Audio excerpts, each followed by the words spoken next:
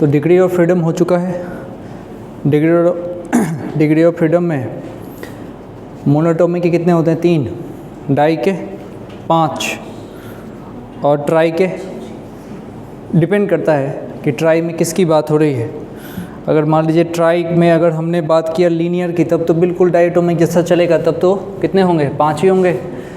और non linear है तो 6 होंगे। वाइब्रेशन की बात अभी हुई नहीं है, होगी तो 2 बढ़ा देंगे।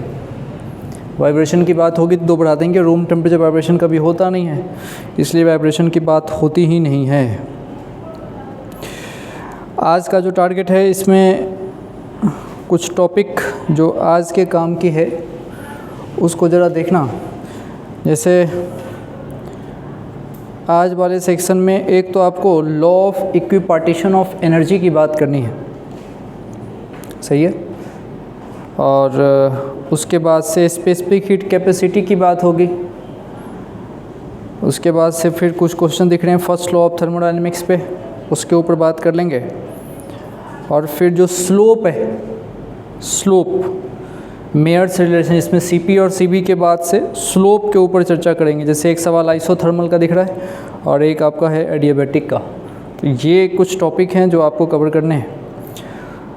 इसमें कुछ क्वेश्चंस भी बनेंगे इसके बेस पे। तो क्वेश्चन आपको होमवर्क में मिल जाएगा, जब रात को उसका सेक्शन देखेंगे तो होमवर्क में मिल जाएगा। सबसे पहले हेडिंग डालो, law of equipartition of energy. Law of equipartition of energy.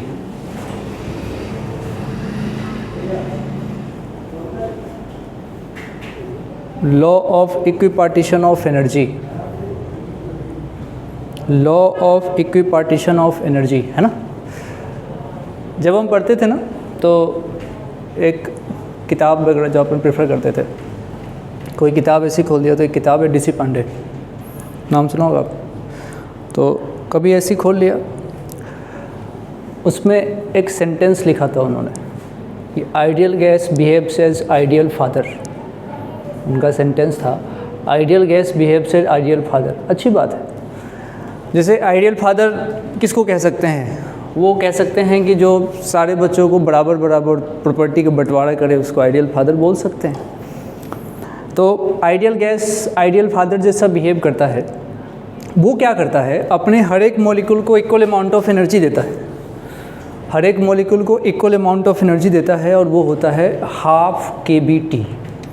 अच्छा, मैंने कहा था कि हम kB को बोलते हैं बोल्ट्जमैन कांस्टेंट, और उसको अपन K भी लिख देंगे, कोई दिक्कत नहीं है। पहली बात ये। दूसरा, Na को बोलते हैं अवोगाद्रो नंबर, और एक N को क्या बोलते हो?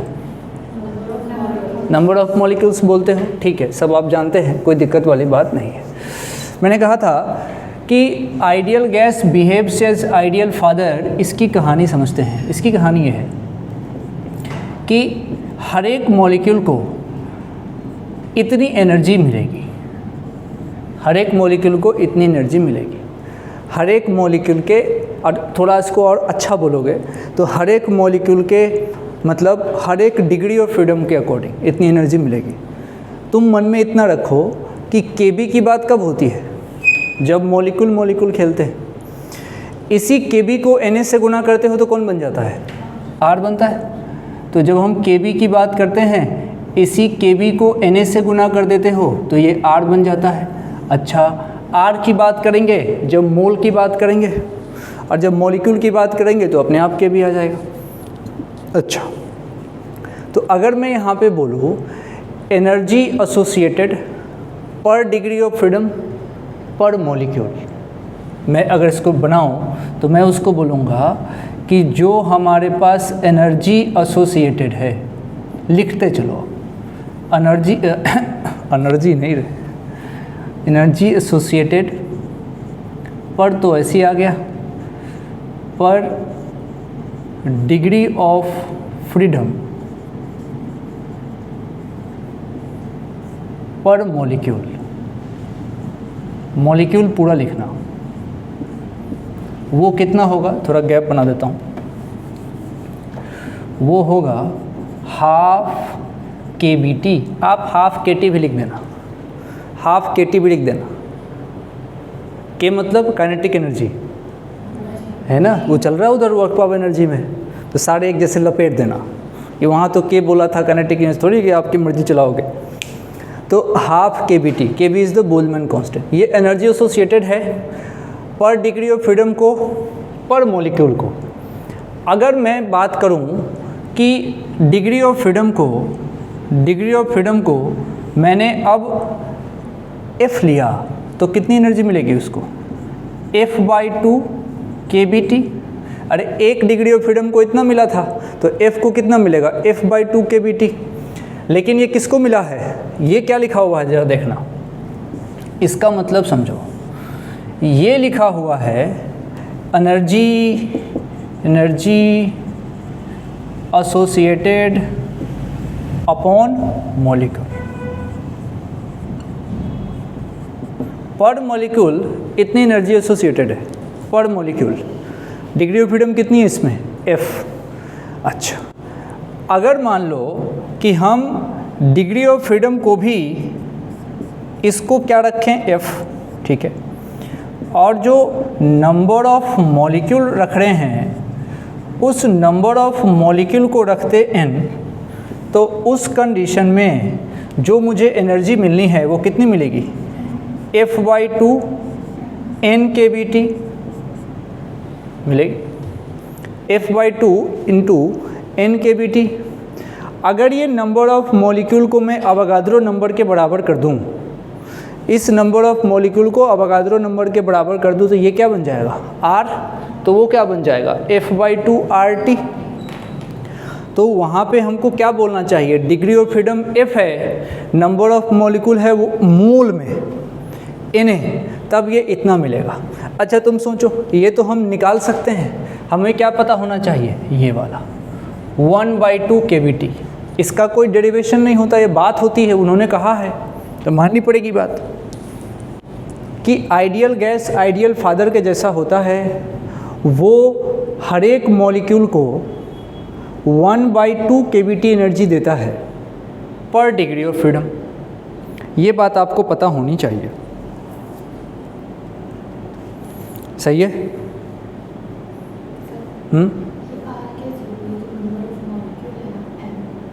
अगर मैं कह रहा हूँ कि नंबर ऑफ मॉलिक्यूल को अगर हमने Na कर दिया, ये Na कर दिया, तो नहीं बन जाएगा वो R।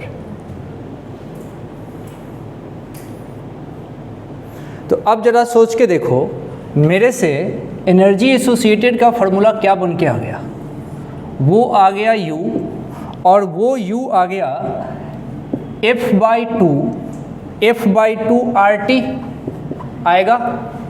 या तो F/2 RT बोलूँ, या मेरी मर्जी, ज़रा सुनना, इसको मैं Na नहीं रख के क्या रख दूँगा, N रख दूँगा, तो F/2 NKT भी बोल सकता हूँ। और इससे भी सवाल है, F/2 NKT से भी सवाल है, इसको लिख लो। और इस पे सवाल होते हैं, इसी को बोलते हैं internal energy of ideal gas, इसी को बोलते हैं internal energy of ideal gas, internal energy of ideal gas, लिख लेना नाम, internal energy of ideal gas. तो या तो मैं इसको F/2 RT बोल दूं, या फिर मैं ऐसा बोल दूं F/2 Na और साथ में KBT। अब एक और चीज़ समझाता हूँ। जैसे हम जानते हैं PV इक्वल्स टू क्या होता है, nRT, PV equals to nRT होता है। वहाँ पे बात किसकी चलती है, जब मोल गिवन होगा। मान लो कभी मॉलिक्यूल गिवन हुआ, तो मॉलिक्यूल गिवन हुआ तो ये n के जगह पे क्या लिख सकते हैं, नंबर ऑफ मॉलिक्यूल लिख देंगे। और नंबर ऑफ मॉलिक्यूल उसमें अगर मान लो मेरे पास n है, तो इसको हम उस टर्म में भी लिख सकते हैं ना। r के जगह क्या लिख देंगे बताओ, KB। और इस छोटू n के जगह पे क्या लिख सकते हैं, अब इसको तुम लिख के बताओ, खुद से बताओ, लिखो तो अपनी कॉपी में। PV इक्वल्स टू, जब हमने nRT लगाया, ये तो अपन तब लगाएंगे जब हमारी कहानी मोल में चल रही होगी। जब कहानी मॉलिक्यूलर लेवल पे चल रही होगी तब क्या लिखेंगे बताओ। हाँ बिल्कुल, इसके जगह पे हम लिख सकते हैं n kBT लिख सकते हैं क्या? सोच के देखो, n ये बड़ा वाले n से घबराने की बात नहीं है, बड़े वाले n से घबराने की बात नहीं है। हम बड़े वाले n को हम कुछ भी लिख सकते हैं। अगर हम इसकी वैल्यू को बढ़ाते बढ़ाते Na कर दें तो फिर मोल की बराबर की बात चल जाएगी। क्या दिक्कत है इसमें? सही है, हम आराम से कर सकते हैं, इसमें कहीं से कोई दिक्कत वाली बात नहीं है। अब काम की बात क्या क्या है, काम की बात समझाता हूँ। ये सब अपने को आता है। काम की बात ये रही कि मेरे से अगर इंटरनल एनर्जी के लिए बात करी जाए तो मैं तो सीधा सीधा बोलूँगा F/2 RT, F/2 RT, और आराम से मेरा काम हो जाएगा। F/2 RT बोलते ही काम बन जाता है।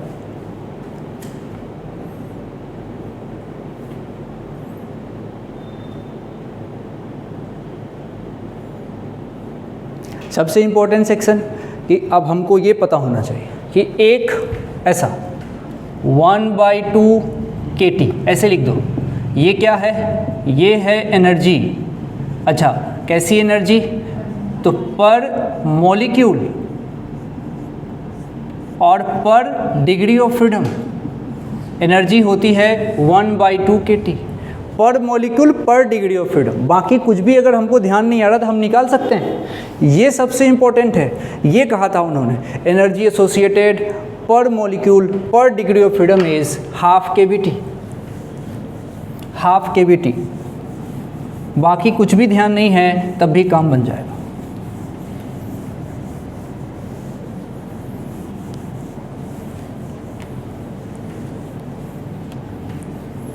अब जरा एक और बात समझ में आती है, K का यूज ही कब कर रहे हैं?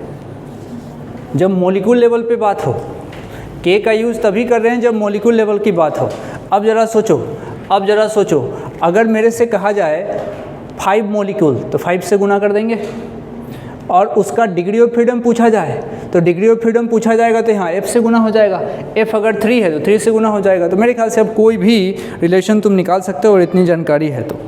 खैर, अब थोड़ी सी कहानी है इंटरनल एनर्जी से रिलेटेड और उसके पाथ पे डिपेंडेंसी से रिलेटेड। लिखो इंटरनल एनर्जी, हेडिंग दो, internal energy and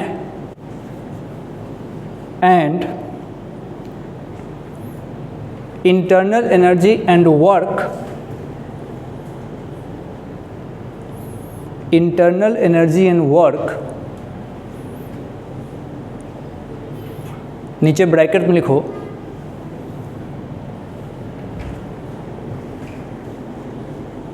depends on path और नॉट। ये सीखना है कि इंटरनल एनर्जी या वर्क की बात हो वो पाथ पे डिपेंड करेगा कि नहीं, इसके ऊपर चर्चा हम करना चाहते हैं, इसके ऊपर चर्चा करना चाहते हैं। ठीक है, लिखो consider initial temperature T1, consider initial temperature T1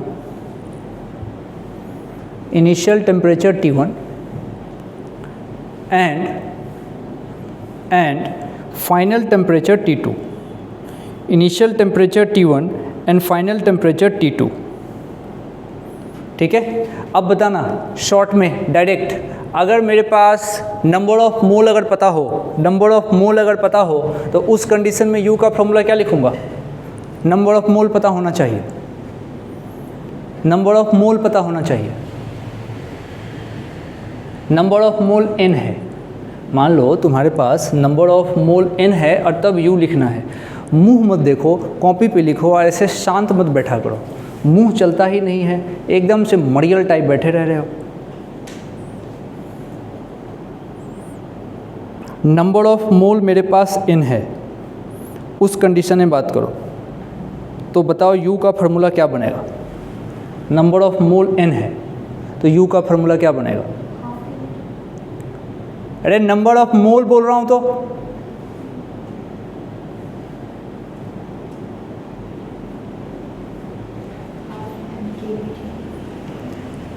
number of mole में कहीं के नंबर ऑफ मोल में के भी कहाँ से आएगा?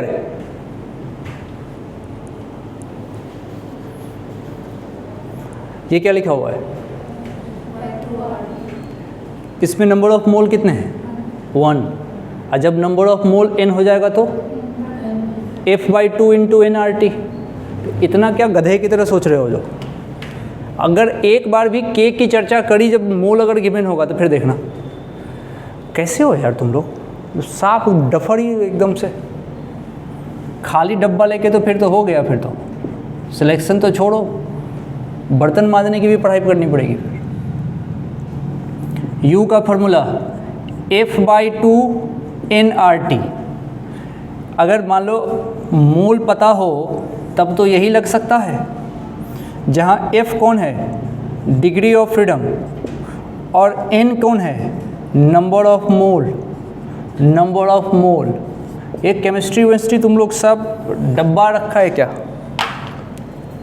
ये F/2 RT, इसमें क्लियर दिख रहा है कि F अगर डिग्री ऑफ फ्रीडम होता और यहाँ पे R, तो यानी कि मोल छुप के कितना गिवन है? 1। नंबर ऑफ मॉलिक्यूल अगर जनरली मान लो Na नहीं होता कुछ और होता, Na नहीं होता कुछ और होता, तो सीधा सीधा N होता कि नहीं? तो F/2 N इंटू KBT हो जाता, क्या दिक्कत है उसमें? यहाँ तो ठीक है, तुमने प्रिसाइज कर लिया कि नंबर ऑफ मॉलिक्यूल Na है, बैठ के आराम से बात को सोचो तब बनेगा। मुंह चलाओ फिर शांति से बैठा हुआ है, शांति से क्यों बैठे हुए हो? सबको खड़े कर दूंगा, खड़े चुप तो खड़े हो, सब सारे खड़े हो, खड़े हो, खड़ा हो, जल्दी खड़े हो। सीधे मरियल टाइप बैठे रहते हैं, क्या पढ़ रहे हैं पता नहीं चल रहा। अब मुंह चलना चाहिए चुपचाप, नहीं तो अब खड़े खड़े पढ़ा करो सीधा, और लिखना भी है खड़े खड़े। हमने क्या बोला? इनिशियल टेम्परेचर अब कितना है? T1 और फाइनल टेम्परेचर T2 है। और चर्चा किसकी करना चाहते हैं? इंटरनल एनर्जी की। इंटरनल एनर्जी की और प्लस वर्क डन की भी। फाइनल सिचुएशन इनिशियल सिचुएशन दोनों सोचना है, ठीक है। अब दिमाग लगाओ, इंटरनल एनर्जी जब लिखा गया है तो उसमें कौन कौन इन्वॉल्व हुआ है? एक तो N नंबर ऑफ मोल, और R जो कि एक नंबर है, बचता है T। मान लो किसी ने कहा कि मुझे U का चेंज चाहिए, ज़रा सोचो, U का चेंज चाहिए, F पता ही होगा उस गैस का, 2 अपने आप में कांस्टेंट है, नंबर ऑफ मोल गिवन होगा, R तुमको पता ही है, तो चेंज किसका हो सकता है? T का। यानी कि इतना समझ में आ रहा है कि अगर मेरे पास कोई सिचुएशन दिया जाए, ये सिचुएशन नंबर 1 हो और यहाँ पे कहीं सिचुएशन नंबर 2 हो, और इन दोनों कंडीशन में मुझे यहाँ पे U के बारे में बात करनी है, तो U1 यहाँ पे आएगा, U2 यहाँ पे आएगा। डेल्टा U लिखो तो खुद से, U आएगा दोनों जगह, फिर डेल्टा U लिख दीजिए।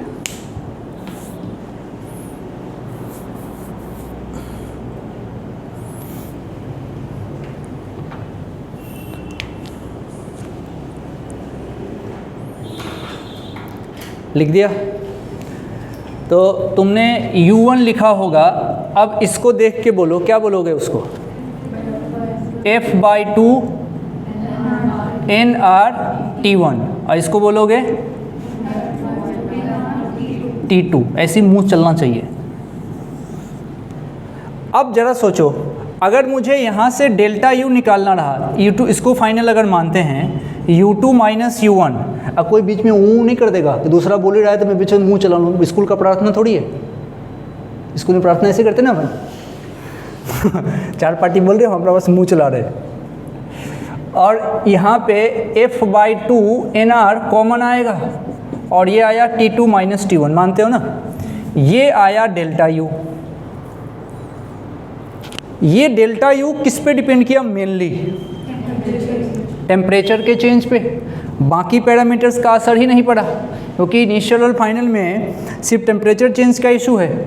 इसका मतलब कोई भी अगर तुमको ग्राफ दिखे 1 to 2 जाने का, और शेप चाहे कैसा भी हो, शेप कैसा भी हो, हर केस में तुम कह सकते हो, अगर इसके पाथ दे लो, मान लो ये सिचुएशन A है, ये B है, ये पाथ नंबर 1, ये पाथ नंबर 2 और पाथ नंबर 3, तो तीनों केस में जो तुम कहते हो ना डेल्टा U1, ये हो जाएगा डेल्टा U 2 नंबर पाथ का, और इसका डेल्टा U 3 नंबर पाथ का, ये तीनों सेम होते हैं। और हम पहले भी याद कर चुके थे कि चेंज इन एनर्जी पाथ पे डिपेंड नहीं करता, इनिशियल और फाइनल पे डिपेंड करता है। कारण इसका ये है, अब यहाँ पे लिख लेना कंक्लूजन कि जब जब बात डेल्टा यू की होगी तब तब हम पाथ की बात नहीं करेंगे, तो पाथ पर डिपेंड नहीं करता है।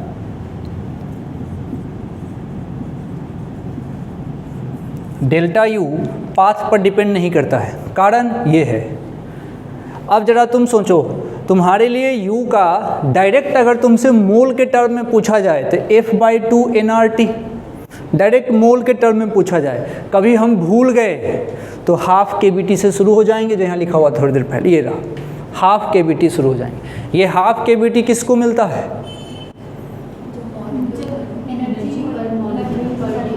पर डिग्री ऑफ फ्रीडम। पर मॉलिक्यूल का भी ध्यान रखा जा सकता है और उसके डिग्री ऑफ फ्रीडम का भी, सबका ध्यान रख के बांटा गया है, तब हाफ KBT मिला गया।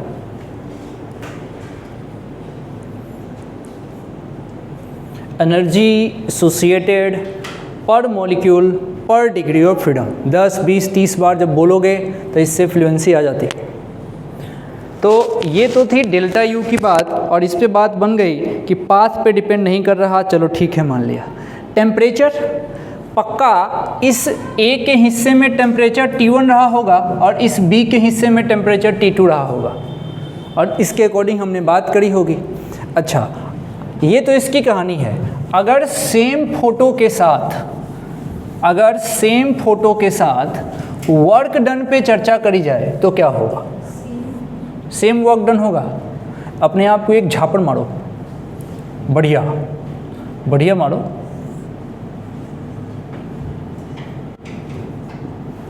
A B temperature T1 temperature T2। किसने बोला है सेम? तूने बोला। अपने आप को एक झापड़ मारना एक बार, जल्दी मार दो जल्दी मारो। नहीं पहले झापड़ मार फिर बात करते हैं। मारो। अपने आप को नहीं मार सकते तो मैं मारूंगा मर जाओगी। मारो जल्दी से, मारो प्यार से नहीं, अपने आप को और जल्दी मार, नाटक मत कर ज़्यादा, मारो धीरे से मारना, नहीं होगा ऐसे, ठीक है, इसको झापड़ कहते हैं। चलिए ये फोटो देखो, मान लो ऐसा उटपटांग सा कुछ फोटो ले लें, उटपटांग फोटो उल्टा पुल्टा, और ग्राफ किसका है? PV का है मानो, दोनों ग्राफ एक ही है ना, सेम लेना है। अब बात हो रही है वर्क डन की। वर्क डन में जब ग्राफ दिया हुआ होता है तो हम जानते ही हैं एरिया अंडर द कर्व लेते हैं, लेकिन किसकी तरफ?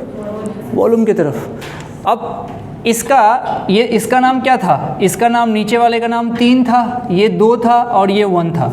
इसका एरिया अंडर द कर्व ये आएगा, और इसके ऊपर का लूँगा, अगर मैं A से B का जाऊँगा तो इतना आ जाएगा भाई, ज़्यादा आ गया है तो। और इसके ऊपर अगर 3 वाले का लूँगा, ऊपर सबसे ऊपर 1 लिखा हुआ है, उसका लूँगा तो थोड़ा और ये भयानक वाला पूरा कवर हो रहा है इसका। हाँ, ये उल्टा पुल्टा शेप है, एरिया नहीं निकाल लेंगे, हमको निकालना थोड़ी है, हमें तो बात समझनी है कि हाँ ऐसे होगा ये। सही है क्या मामला? तो वर्क डन तो हर पाथ का अलग अलग आ गया ना भाई, इसीलिए तो वर्क डन पाथ पे डिपेंड करता है। तो ये जो वर्क है ये वर्क पाथ पर डिपेंड करता है, पाथ पर डिपेंड करता है, वर्क डन पाथ पर डिपेंड करता है। इंक क्या डाला है, बेवकूफ़ बनाया है। वर्क डन पाथ पे डिपेंड करता है, लिख लो। वर्क डन पाथ पे डिपेंड करता है। क्यों करता है, क्यों नहीं करता है, सारा रीज़न हमारे सामने है। ठीक है, बढ़िया है। तो चेंज इन इंटरनल एनर्जी निकालना हो तो सिर्फ टेम्परेचर, ये बात जरूर लिखो, change in internal energy depends only on initial and final temperature. Change in internal energy depends on initial and final temperature. Statement वाले सवाल से एकदम उलझा देंगे। और अब देखो ये KTG हो गया, थर्मो, अपना जो थर्मल फिजिक्स है, इसमें भी कटौती हो गई है, सेकेंड लॉ ऑफ थर्मोडायनेमिक्स वगैरह हटे हैं। अब जब ऐसी चीज़ें हटी है तो तुम समझो कि वेटेज जो बचे हैं उसका बढ़ गया कि नहीं। तो अब ऐसे नहीं कि हवा में पढ़ने, जब कोई चीज़ कम पूछना हो, मान लो हो जाए कि भाई अभी बच्चों का सिलेक्शन होना है और सिर्फ उससे एडिशन पूछेंगे, जोड़, तो लेवल तो बढ़ेगा ना भाई। तो सिलेबस कम होने में जो लोग खुश हो रहे थे, क्या मज़ा आ गया, मज़ा आया, मैंने समझाया था कि सिलेबस कम हो रहा है मतलब चीज़ें कॉम्प्लेक्स होंगी। जब भी सिलेबस कम होगा तो चीज़ें कॉम्प्लेक्स होंगी, क्योंकि पूछने का इतना ही है, तो लेवल बढ़ाना एकमात्र ऑप्शन बचता है। तो इसीलिए डे बाय डे, अच्छा जे एडवांस शांत पड़ा हुआ है, उसने कोई छेड़खानी नहीं की, उसका अपना चल रहा है। जेई मेन का लेवल बढ़ेगा, कॉमन सी बात है। मेडिकल में नीट का लेवल बढ़ेगा, कॉमन सी बात है। सिलेबस जिसे इसका कम हुआ उसका लेवल बढ़ेगा, चाहे एग्ज़ाम कोई सा भी हो। इसीलिए लेवल बढ़ना तय है। इसीलिए लेवल बढ़ना तय है। तो आप अगर ऊपर से फार्मूला अगर चुन रहे थे तो उससे तो कोई काम नहीं होना, उससे काम बनेगा ही नहीं बनेगा। जो फार्मूला याद करके जाएगा उससे ऐसे भी नहीं हो रहा, तो उससे कोई मतलब नहीं है। आपको डीप स्टडी उसकी होनी चाहिए, तब आपको बात समझ में। एक ही चीज़ के पीछे लॉजिक होना चाहिए, क्योंकि क्वेश्चन में सिर्फ थोड़ी तुमसे न्यूमेरिकल पूछते हैं। सोच, वो एक दो ट्रू फॉल्स भी पूछ देते हैं छुपा के, मैच द कॉलम पूछ देते हैं, स्टेटमेंट पूछ रहे हैं, असर्शन रीजन भी पूछ रहे हैं। आपसे तो वैराइटीज पूछी जा रही है। तुम प्रैक्टिस किससे करते हो? न्यूमेरिकल, यही तो करते हो। फार्मूला याद किया, न्यूमेरिकल किया, फार्मूला। ये भाई जब तेरे को अंदर की बात नहीं, स्टेटमेंट रीजन में क्या लिखेगा जब बता तेरे को कारण नहीं पता तो? और उसकी तुम पढ़ना नहीं चाह रहे, मान लो तुम चाह रहे हो सिर्फ रिजल्ट आए, ये शॉर्ट नोट्स, फार्मूला कॉपी, एकदम अप टू टिच नोट्स। और सोच, तुम्हारे मॉड्यूल देख लो जो कोचिंग की तरफ से मिला हुआ है, उसमें जो क्वेश्चन दे रखे होते हैं, क्या उतने टाइप के क्वेश्चन नहीं जितने टाइप के पूछे जाते हैं। उन्होंने न्यूमेरिकल, ऐसे नहीं हो सकता। नोट्स की प्रायोरिटी दो और बात पूरी सी समझो। अब देखो अगला जो सवाल है मेरे पास, ये क्या है? ये है टेम्परेचर पे, स्पेसिफिक हीट पे सवाल है सारे। अब हेडिंग दो, specific heat in solid, liquid and gas. ऐसे सॉलिड लिक्विड तो हम देख ही चुके हैं, सॉलिड लिक्विड एंड गैस। अब बैठना है या खड़े खड़े ठीक है? नहीं, मुझे तो बढ़िया ही है ना, बोलना तो पड़ेगा। देख, अगर तू बैठ के बोलो तो बैठ के बोल सकते हो, नहीं बोलोगे खड़ा कर दूंगा। अभी तो किस पे खड़े हैं? ज़मीन पे। अगली बार बेंच पे खड़ा कर दूंगा, डेस्क पे। ऐसे थोड़ी काम चलेगा, कुछ भी करके दो। बैठ जाओ। ही जो कर रही हो ना, सारी मस्ती निकाल दूंगा, फालतू का टाइम पास। रिजल्ट चाहिए सबका, ये सब कोई नाटक नहीं।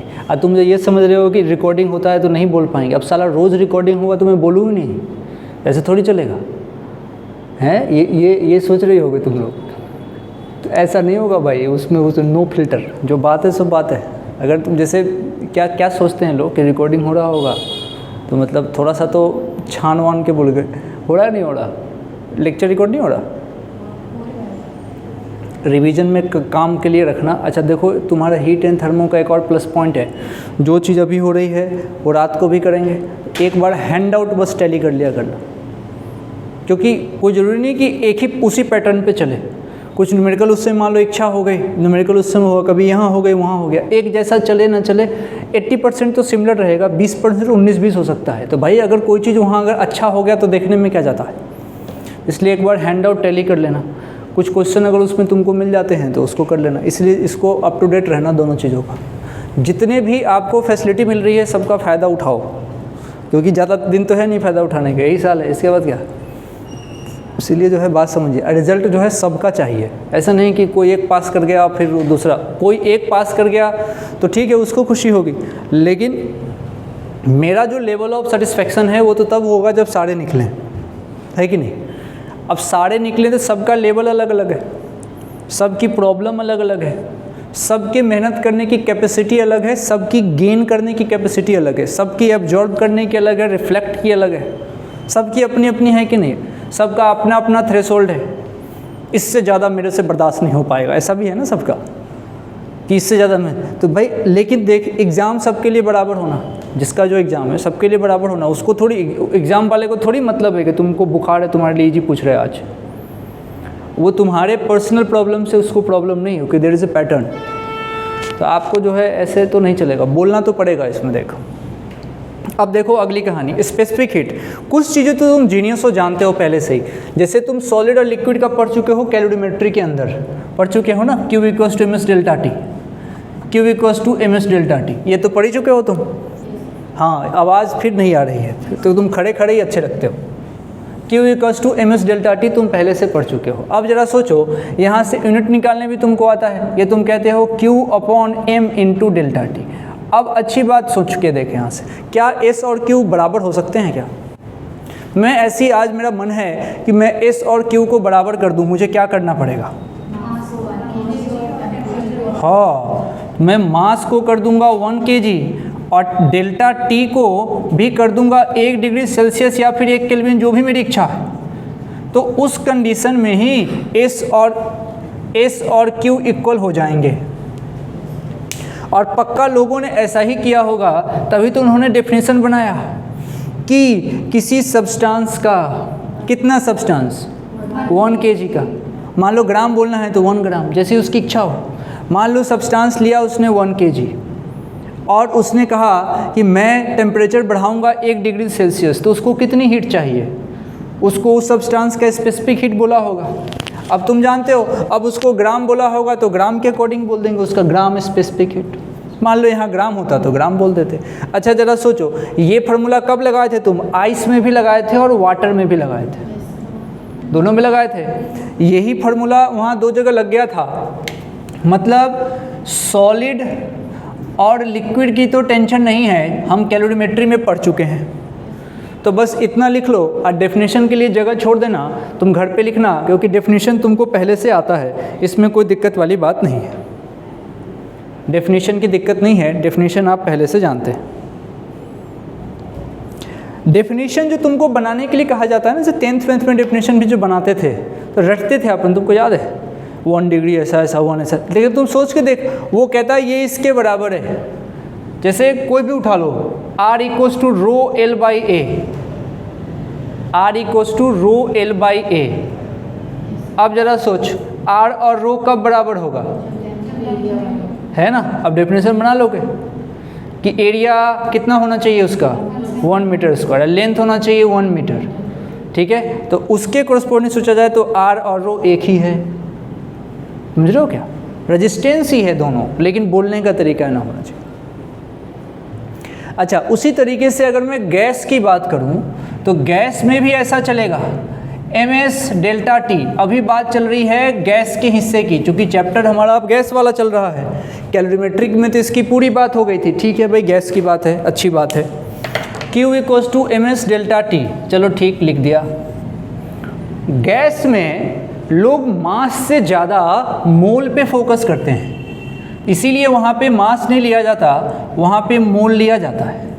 और वहाँ पे अलग दिखे इसलिए S नहीं, वहाँ C लिया जाता है, बाकी प्राणी वही है। तो क्या बन जाएगा? Q इक्वल्स टू मोल, कितना? मोल को लिखते हो स्मॉल n से, तो small n C delta T. ये गैस के लिए स्पेसिफिक हीट का फॉर्मूला हो गया, अंतर कुछ भी नहीं है। गैस में हम मास की चर्चा नहीं करते। जब लोगों ने डिफाइन किया, हमारे पूर्वजों ने, तो उन्होंने कहा कि भाई गैस में मोल की बात नहीं करना, ये गैस में अपने मास की बात मत करना, मोल की बात करना।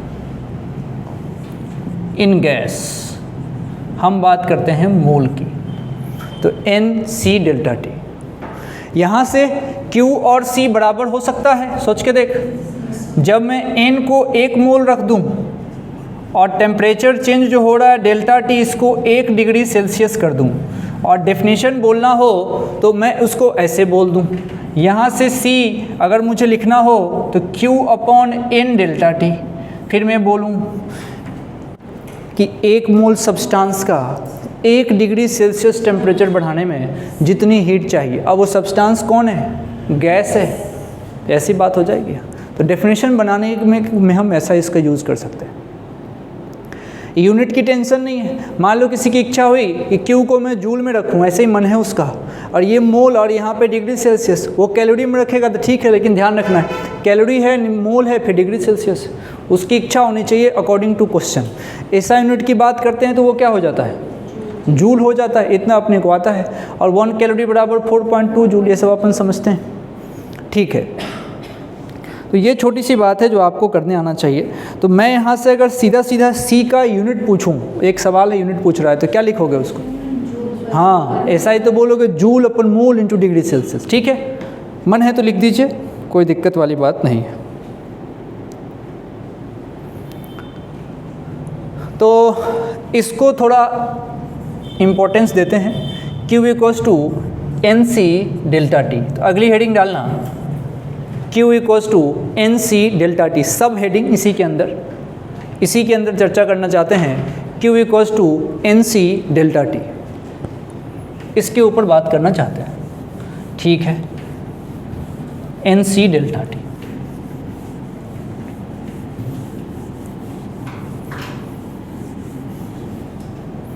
देखो Q बराबर बात हो रही है NC डेल्टा टी।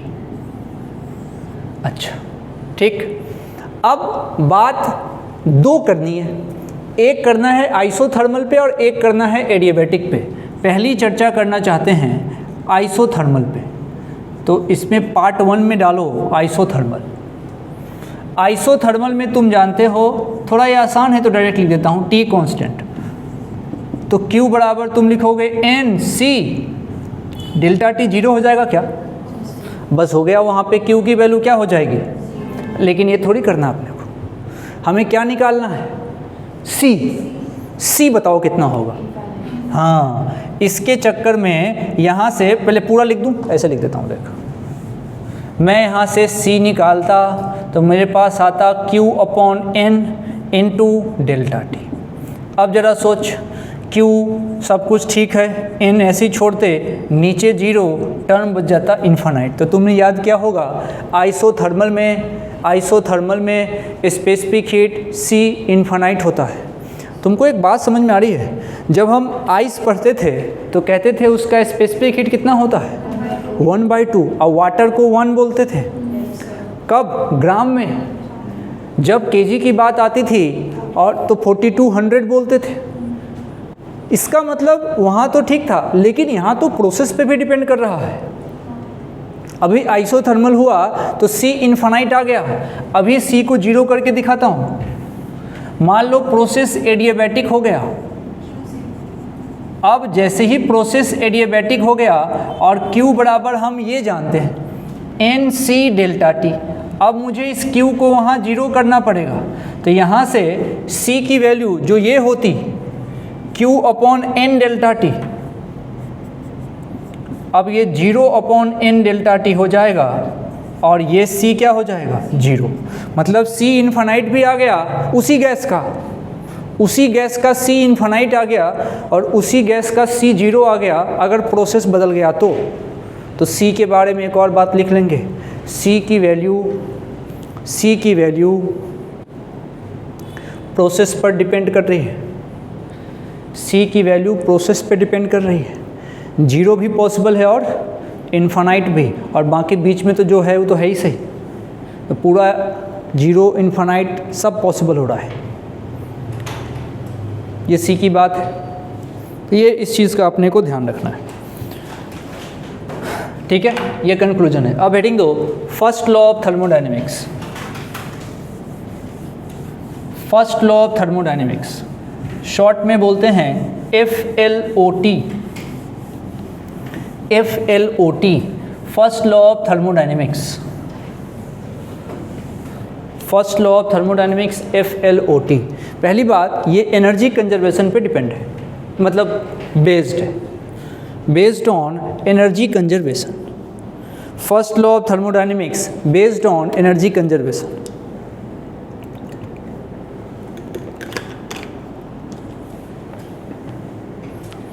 हम कैसे यहाँ पे आ गए, इस बात को सोचो। KTG चल रहा था, थर्मो पे कैसे पहुँच गए? एक्चुअली क्या है, हमने उसको तैयार कर लिया उसके according. First law of thermodynamics क्या कहता है? जो भी हीट प्रोवाइड करोगे उसका दो काम होता है। मतलब वो कहता है कि जो भी तुम हीट प्रोवाइड करते हो उसका दो काम होता है। एक तो होता है सिस्टम की इंटरनल एनर्जी को बदलो, और एक होता है टेम्परेचर को चेंज करो। यही होता है ना। लेकिन अरे हाँ करो, हाँ, लेकिन ये लिखने का स्टाइल गलत है। ये लिखने का स्टाइल गलत है। बात सही है जो मैं बोल रहा हूँ, तुम बोल रहे हो कि जो हीट प्रोवाइड करोगे उसके दो काम होंगे, वो इंटरनल एनर्जी को चेंज करेगा और टेम्परेचर को भी चेंज कर सकता है। फॉर एग्जांपल, तुमने देखा होगा कि किसी चीज़ को, जैसे मान लो तुमने किसी चीज़ को, कोई क्रिकेट का मैच चल रहा, उसमें बॉलिंग होती है, तो विकेट गिरा हुआ रहता है, लगाते हैं ना विकेट, 3 विकेट रहता है। फास्ट बॉलर बॉलिंग करता है, विकेट से टकराया और विकेट को उड़ाया, तो पहले बॉल की एनर्जी किस में खर्च हुई होगी? पहले विकेट को जो गड़ा हुआ था उसको उखाड़ने में, अब वो उखड़ने के बाद उसको फेंक गया, तो पहले तो जहाँ था वहाँ से तोड़ के अलग किया, फिर समझ लो बात। तो जितनी एनर्जी तोड़ने में खर्च हुई और जो बच गई उससे उसको काइनेटिक एनर्जी मिलेगी। वो छोड़ो, तुम इस पे आ जाओ मॉडर्न फिजिक्स में। तुमने सुना होगा जब तुम फोटो इलेक्ट्रिक इफेक्ट पढ़ते हो, फोटोन का आना, मेटल के सरफेस से टकराना, पहले वहाँ से इलेक्ट्रॉन को तोड़ना, उसके बाद जो एनर्जी बचेगी वो उससे इलेक्ट्रॉन मोशन में जाएगा, मतलब वहाँ भी एनर्जी का आना। तो फिर वहाँ से कहते हो ना एच न्यू की एनर्जी आई, और वो एच न्यू की एनर्जी आती है, उस एच न्यू की एनर्जी के 2 काम, पहले तोड़ने में खर्चा प्लस जो बच गया उससे उसको काइनेटिक एनर्जी मिलेगी। एनर्जी कंजर्वेशन ही तो है, यहाँ भी एनर्जी कंजर्वेशन है। एनर्जी जितनी थी उसके 2 काम, टेम्परेचर और इंटरनल एनर्जी। ऐसा है क्या? सही लिखा है? अरे हाँ हूँ करो ना। नहीं, क्योंकि सबसे पहले इंटरनल एनर्जी और टेम्परेचर एक ही होते हैं, है ना? अभी हमने देखा, तो ये सेम कैसे हो सकता है? सबसे पहली बात ये है कि हाँ, ये डेल्टा टी जो है कि सही मायने में क्या होना चाहिए? डेल्टा डब्लू, कि जो एनर्जी आएगी, अब देखना कितनी बढ़िया बात है, एनर्जी आई, अब उसके 2 काम, इंटरनल एनर्जी को बदलो। अच्छा तुम एक चीज़ ईमानदारी से बताओ, इंटरनल एनर्जी को बदलो, छुप के तुम क्या कहना चाहते हो? टेम्परेचर बदलो, यानी कि कभी टेम्परेचर का चेंज हो रहा है मतलब क्या बदला होगा? Internal energy. ये बात मन में सेट होनी चाहिए कि टेम्परेचर मतलब इंटरनल एनर्जी की बात हो रही है। सही है, तो भाई चलो ये बात तो है क्या। अच्छा दूसरा वर्क डन होना चाहिए, तो अच्छा अब मैं लिख रहा हूँ, देखना, delta Q equals to delta U plus delta W. क्या ये सही है? चलो, तो तुमने कहा सही है, मैं कह रहा हूं कि अभी भी लिखने का तरीका गलत है। क्या होगा? अच्छा देख, अब ये क्यों तरीका अभी भी अधूरा है? गलत क्या बोलोगे? अधूरा बोलो इसको, मतलब नॉट दैट एक्यूरेट, पूरा प्रिसाइज नहीं है। डेल्टा यू तो चलो डेल्टा लगाया, बड़ा सा चेंज है, पाथ पे डिपेंड करता है, लेकिन अब सब में एक जैसा लगा दिया तो तुमने सबका नेचर एक जैसा बना दिया। क्या डेल्टा यू पाथ पे डिपेंड करता है? No sir. क्या डेल्टा डब्ल्यू पाथ पे डिपेंड करता है? यस। और क्या ये डिपेंड करता है?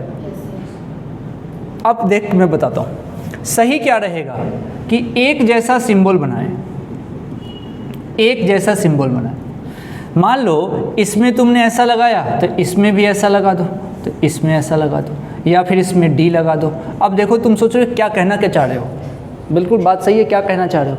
मैं कहना चाह रहा हूँ कि जो नेचर इसका है वही नेचर इसका है, तभी इसका सिंबल एक जैसा लगाया है और इसके नेचर को अलग बनाया है।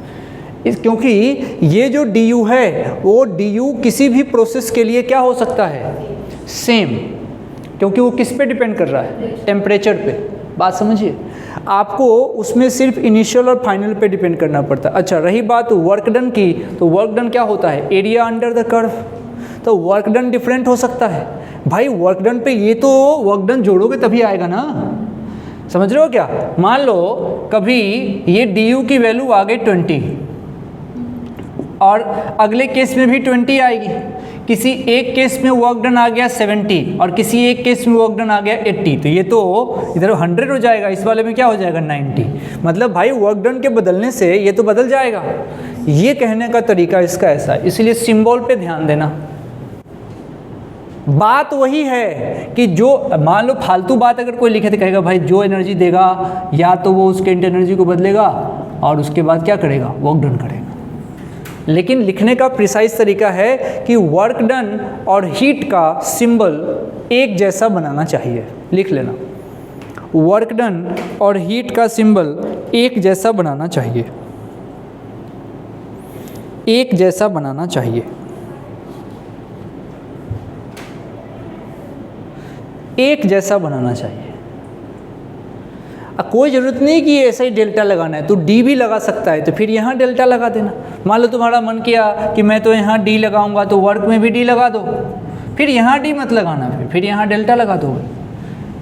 लेकिन बात वही है, हीट और वर्क का जो सिंबल है वो एक जैसा बनाने से ज़्यादा प्रिसाइज इन्फॉर्मेशन तुमको मिलेगी और याद भी रहेगा बेहतर तरीके से। कुछ काम कर लेते हैं।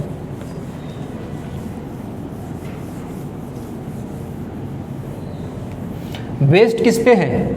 एनर्जी कंजर्वेशन पे। ये पता होना चाहिए कि एनर्जी कंजर्वेशन पे बेस्ड है।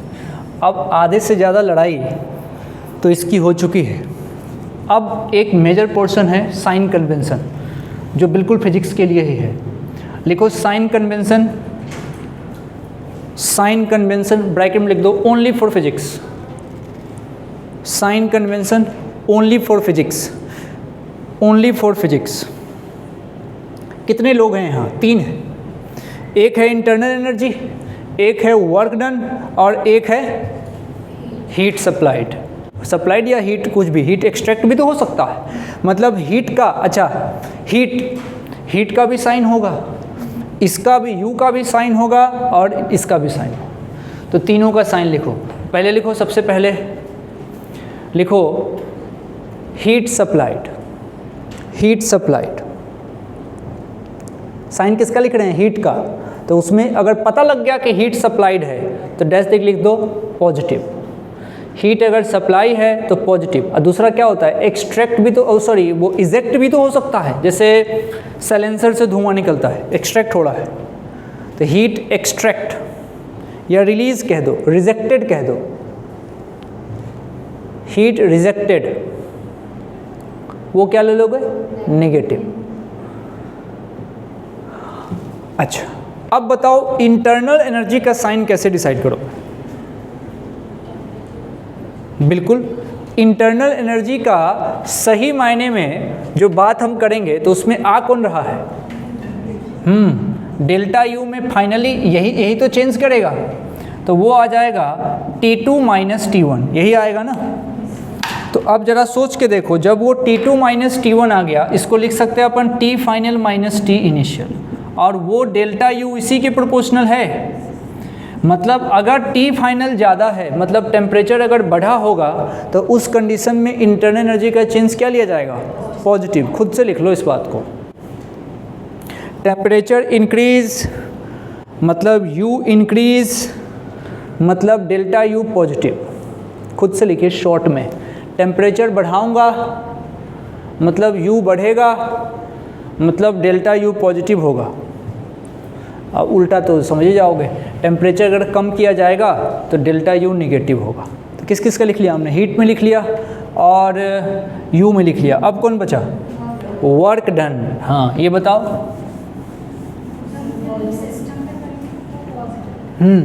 वर्क डन यहाँ पे हम ऐसे याद करते हैं B positive.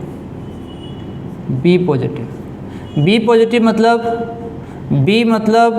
Bye the system, by the system work done positive होता है।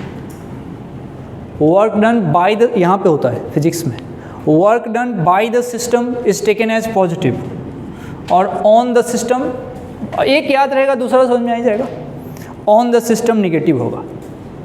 ऑन द सिस्टम निगेटिव होगा। तो हमने तीनों का साइन देख लिया। हमने W का साइन देखा। W का साइन बाय द सिस्टम होगा तो पॉजिटिव, U का साइन टेम्परेचर बढ़ेगा तो डेल्टा U पॉजिटिव, Q का साइन हीट जब तुम सप्लाई करोगे तो क्या लोगे? पॉजिटिव। इतना अगर याद रहे, पॉजिटिव पॉजिटिव याद रहे, नेगेटिव खुद ही ध्यान रहेगा। तो ये इसकी बात है छोटी सी साइन कन्वेंशन की, और इसी पे छोटा मोटा सवाल हो सकता है आपसे पूछ दिया जाए तो आप कर लेंगे इसके बारे में, कहीं से कोई दिक्कत वाली बात नहीं है। चलिए, पाथ डिपेंडेंट कौन कौन है? वर्क डन और हीट। और स्टेट फंक्शन कौन सा है? स्टेट मतलब इनिशियल स्टेट और फाइनल स्टेट, इंटरनल एनर्जी का चेंज। ठीक है, छोटा सवाल है, आप कर जाओगे उसको, कोई दिक्कत वाली बात। इस पे 2-3 ग्राफ के सवाल हैं, हैंड आउट में रात में डालूंगा, आप उसको करिएगा। अब हेडिंग दाजिए, CP एंड CV ब्रैकेट में लिखना Mayer's relation. CP and CV bracket में लिखना मेयर्स रिलेशन।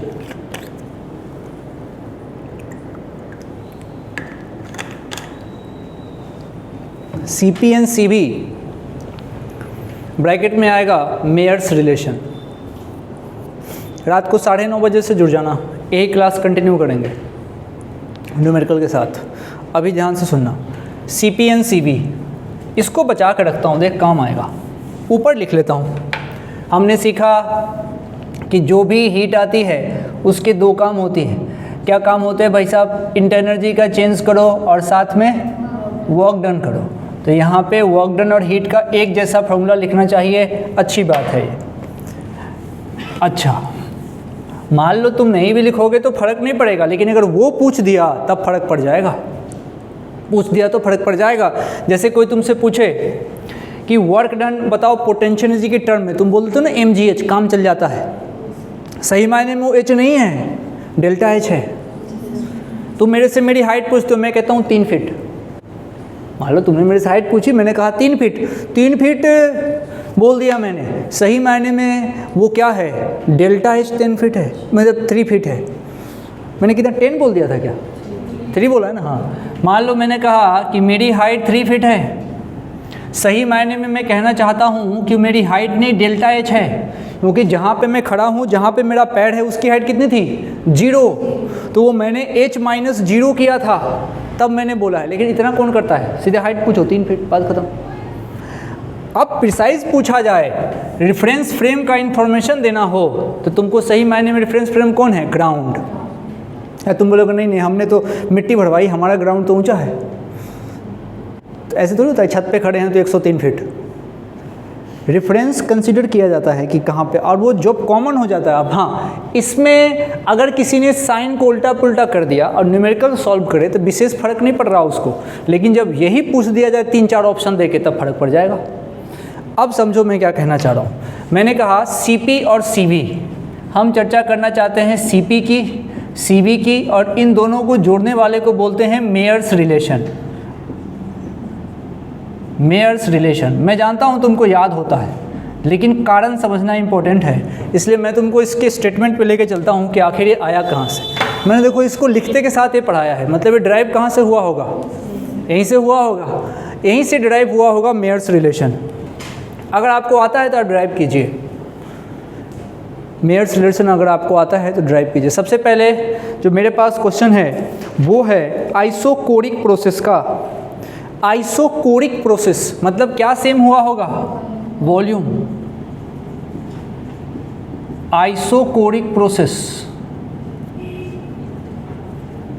तेरी मतलब हमने यहाँ पे वॉल्यूम को सेम किया है। अच्छी बात है, वॉल्यूम सेम कर दिया, वॉल्यूम सेम कर दिया। वॉल्यूम सेम करते ही वर्क डन कितना हो जाता है? 0। अब उसको वहाँ बिठाओ, आ गया? जिसका आ गया फिर वो अगले वाले पे चलिए, कोशिश कीजिए अगर आ रहा है तो।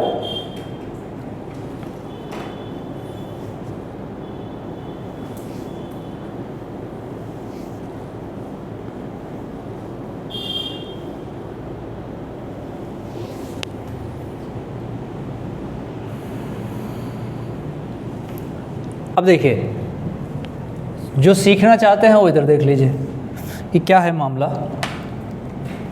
देखो सबसे पहले Q का फॉर्मूला मुझे एक ही याद है, ms डेल्टा टी, याद है? ठीक है भाई। अब चूंकि बात गैस की है तो m नहीं बोलूँगा, n बोलूँगा, s नहीं बोलूँगा, c बोलूँगा, साथ में क्या बोलूँगा? डेल्टा टी बराबर। फिर हमने प्रिसाइज भी कर दिया कि भाई वॉल्यूम सेम रखना है। सेम वॉल्यूम वाले स्पेसिफिक हीट को क्या बोलते हैं? CV। सोचो, ये ऐसे बनाइए। उसके बाद से du का फॉर्मूला ये रहा, F/2 nRT, उसको डेल्टा टी बोलोगे ना, चेंज इन टेम्परेचर लिया जाएगा वहाँ, तो लोगे तुम F/2 nR, यहाँ पे बोलोगे डेल्टा टी।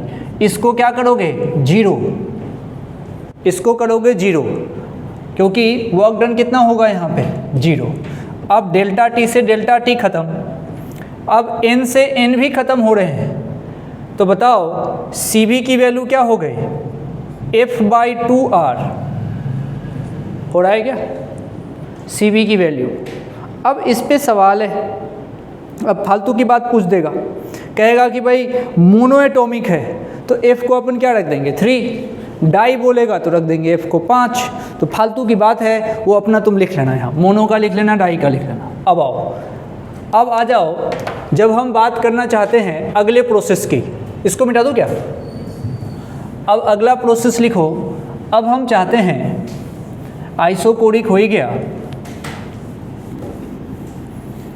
अब ये P कब आया होगा, जब उसने प्रेशर सेम किया होगा। प्रेशर सेम होने को क्या बोलते हो, आइसोबैरिक। यानी कि अब अगला हेडिंग डाल दो, आइसोबैरिक प्रोसेस। ठीक है भाई, आइसोबैरिक प्रोसेस क्या करना है, P को सेम करना है, प्रेशर सेम करना है। BP blood pressure, boiling point, जैसे आपको याद रहे। ठीक है, अब आ जाओ काम की बात, हीट की बात हो रही है। फिर वही बात, Q मुझे याद था ms डेल्टा T, फिर मुझे याद आया कि यहाँ तो S नहीं चलेगा, गैस है तो C चलेगा, M नहीं चलेगा, मोल चलेगा, चूँकि P कांस्टेंट है तो Cp चलेगा, बराबर du क्यों बदलेगा, क्यों बदलेगा, इसको तो सिर्फ टेम्परेचर से मतलब है। तो ये कहेगा भाई देख तेरा प्रोसेस तू जान, F/2 nR डेल्टा T यहाँ रहेगा, प्लस डेल्टा W 0 कर दूँ, नहीं कर सकते। हाँ, तो अभी हमने 2-3 लेक्चर पीछे चलोगे तो बात समझ में आ जाएगी। हमने वर्क डन निकाला था ना, तो कितना आया था उसका, उससे तो बात बनेगी नहीं। 2-3 लेक्चर पीछे चलो ना, वहाँ पे बात चलेगा।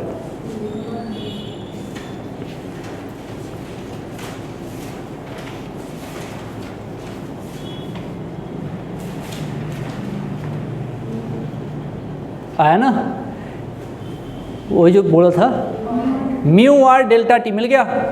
अरे है तो वही, लेकिन लिखने का तरीका बदल रहे हैं बस। तो म्यू क्यों लिखे, n लिखा हुआ है तो W को अब लिख देते हैं nR डेल्टा T। हम कर चुके हैं इसको, ठीक है। अब देखो काट पीट कर लो, क्या खत्म हो रहा है, n गया है तो n और r दोनों गए, T गए, हाँ n गए। अब डेल्टा T खत्म हो रहे हैं, डेल्टा T गए।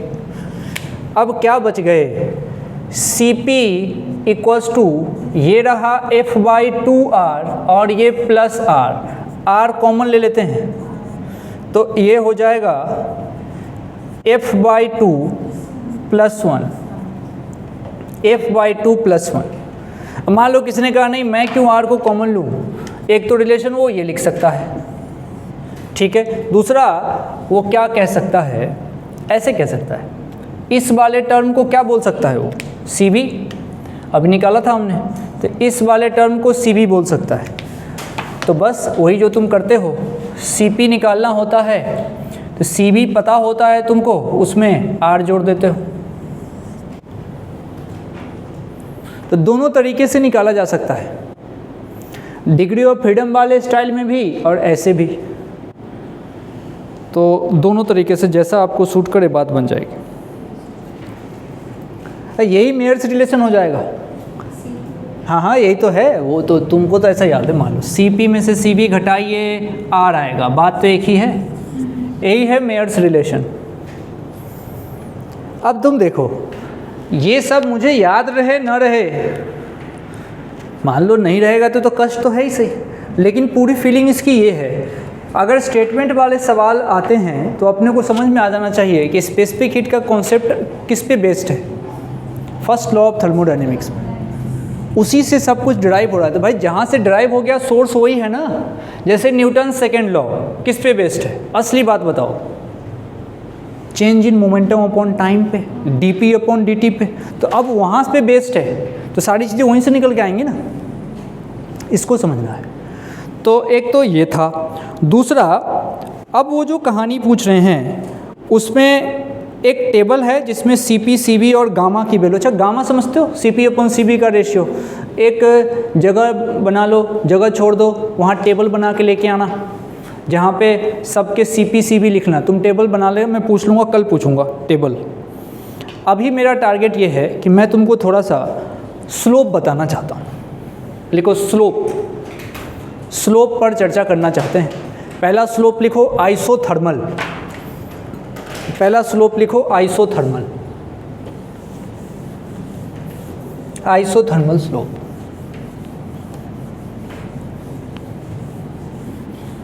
अब तुमको याद होगा स्लोप क्या होता है आइसोथर्मल का? Straight line.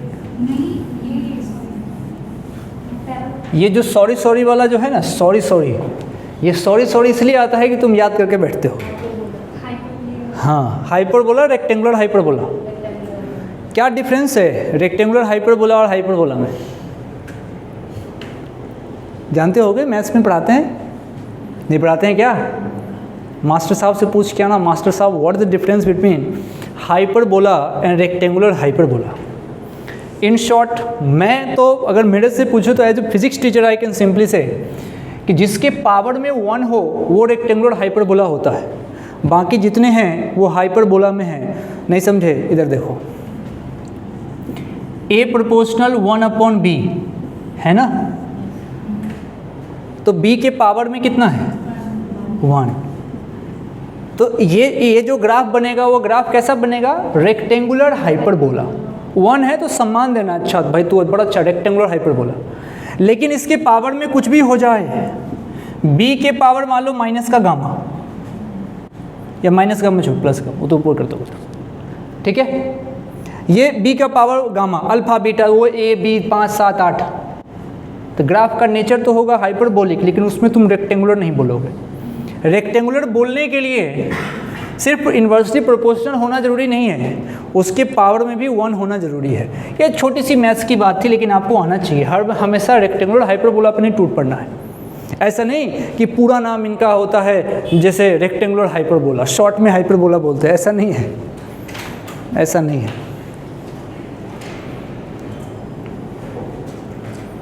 अभी है 10 मिनट, 10 मिनट और पढ़ेंगे, ठीक है। रेक्टेंगुलर हाइपरबोला, बात समझ गए? इस पे बेस्ड है कौन सा? सबसे पहला जो मेरे पास सवाल है वो है आइसोथर्मल का। आइसोथर्मल देखो, अब ऊपर देखो, PV इक्वल्स टू क्या होता है? NRT या μRT। मान लो PV इक्वल्स टू हमने लिख दिया NRT। आगे देखना, PV इक्वल्स टू क्या लिखा? NRT। खड़े होकर देखो, अच्छा लगेगा, खड़े होकर देखो।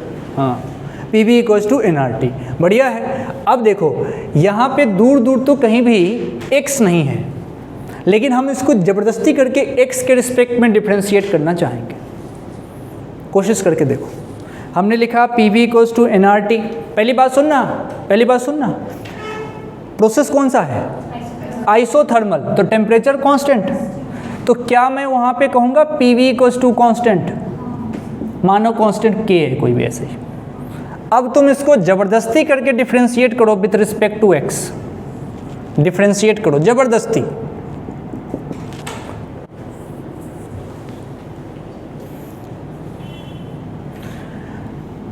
पहले प्रोडक्ट रूल लगेगा, P बाहर dB/dx प्लस V बाहर dP/dx इक्वल्स टू 0। बोलो, अब सॉल्व कर दो।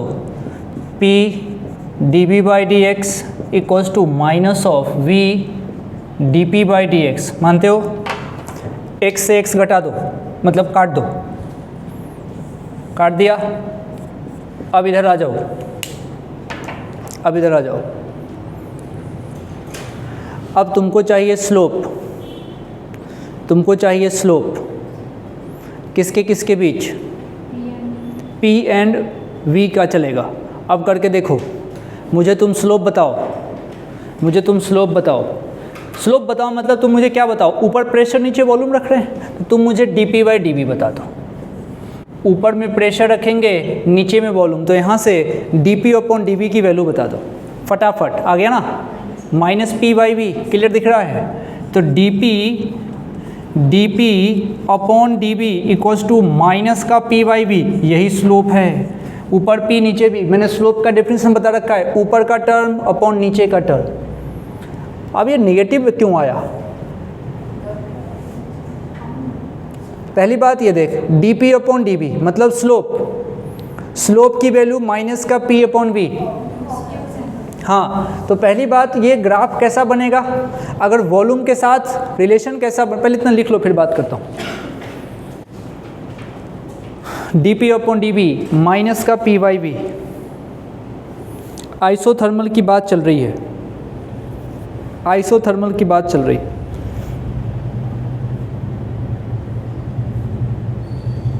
लिख लिया?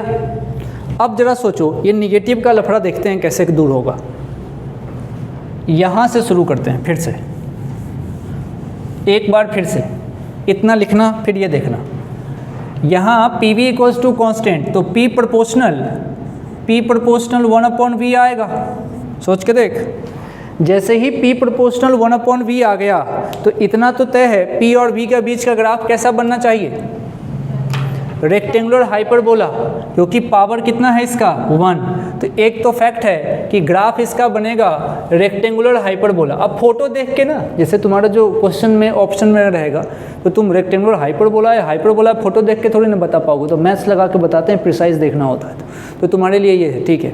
अब जरा देखना, निगेटिव का मतलब क्या, निगेटिव है ये स्लोप है और ये स्लोप आ गया है निगेटिव। मैथ्स कहता है कि जब स्लोप निगेटिव हो तो एंगल कितना बनना चाहिए, ऑप्टियूस। अब स्लोप निकालने का क्या नियम है, यहाँ पे अपने मन से कोई पॉइंट ले लो, उस पॉइंट पे टेंजेंट खींचो, उस टेंजेंट का यहाँ से एंगल देख लो, 90 से तो ज़्यादा ही बनेगा, इसीलिए ग्राफ निगेटिव आता है। रेक्टेंगुलर हाइपरबोला में तुम किसी भी पॉइंट पे स्लोप खींचो, या फिर हाइपरबोला में भी किसी भी पॉइंट पे स्लोप खींचो, वो स्लोप हमेशा निगेटिव आएगा, क्योंकि उसका एंगल नीचे वाली एक्सिस से कितना आएगा, 90 से ज़्यादा। ये बात समझ में आनी चाहिए। बंद हो गया? नहीं, कोई नहीं, वार्निंग है तो झल जाएंगे, ठीक है। तो ये रहा इसका रेक्टेंगुलर हाइपरबोला, ऐसा है। समझे बात को क्या है? अब हेडिंग दो as a homework, derive the slope for adiabatic curve, derive the slope for adiabatic curve। ये करके लेके आना है, derive the slope for adiabatic curve, ये करके लेके आना है।